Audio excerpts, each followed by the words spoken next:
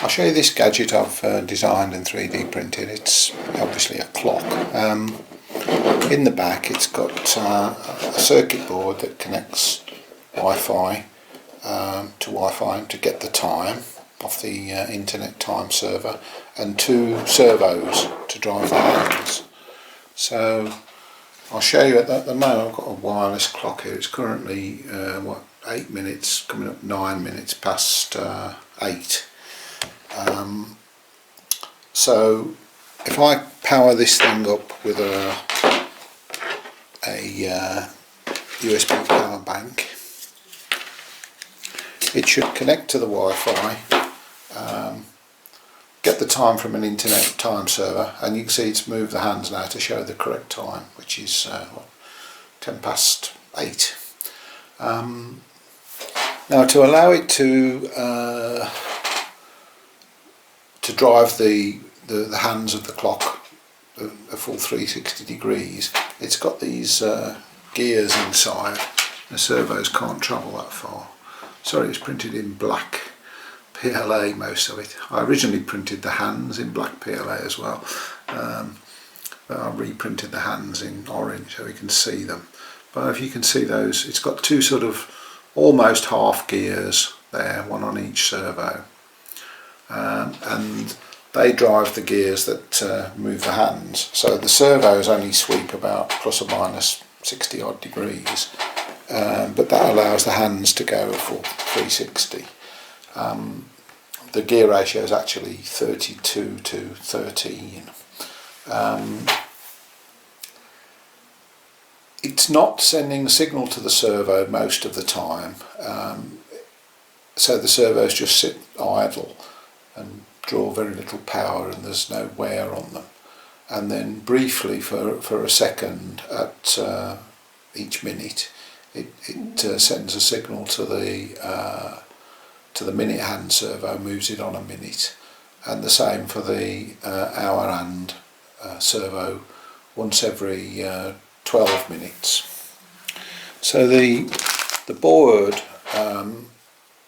that I'm actually using, it's these. You get these on AliExpress.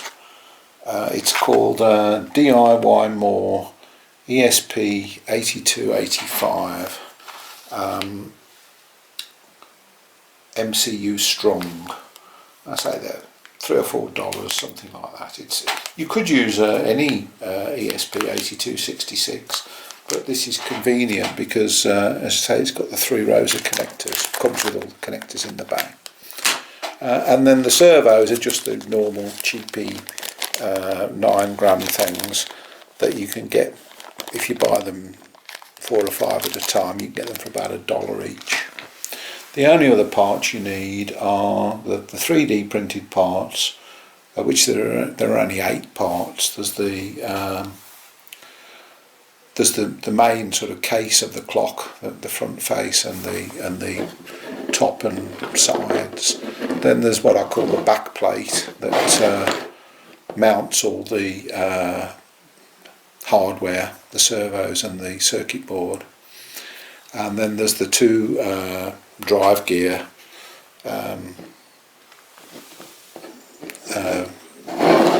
that fit onto the 2 servos, and then the 2 driven gears that they drive, coaxial ones for the hand, and the 2 hands. I say originally I had the hands black as well, but I reprinted them orange so that they would show up. If I was going to print another one, I think I wouldn't use black PLA, but that's what happened to be on the printer. Now, to set it up in the first place, because each you've got to initially position the gears right on the servos so that they're at sort of mid-travel. So you do that by putting a link on the back. If I link D1 to ground, that sets the servos at mid-travel, so nominally pointing at the 6, which is not that important. Then the next thing is you move the link onto, you only need to do this once obviously when you first set the thing up, move the link onto D2, and it drives the hands backwards to 12 nominally. You can see this one isn't set that well at the moment, but the hands can be, the hands are just a push fit on the gears, so you can fine tune them like that. So that sends the hands anti-clockwise round to 12, and then finally you put the link on D7, and that sends the hands round. Whoops, I caught it with my finger there, so it'll have moved one of the hands out of position. That sends the hands round clockwise to 12.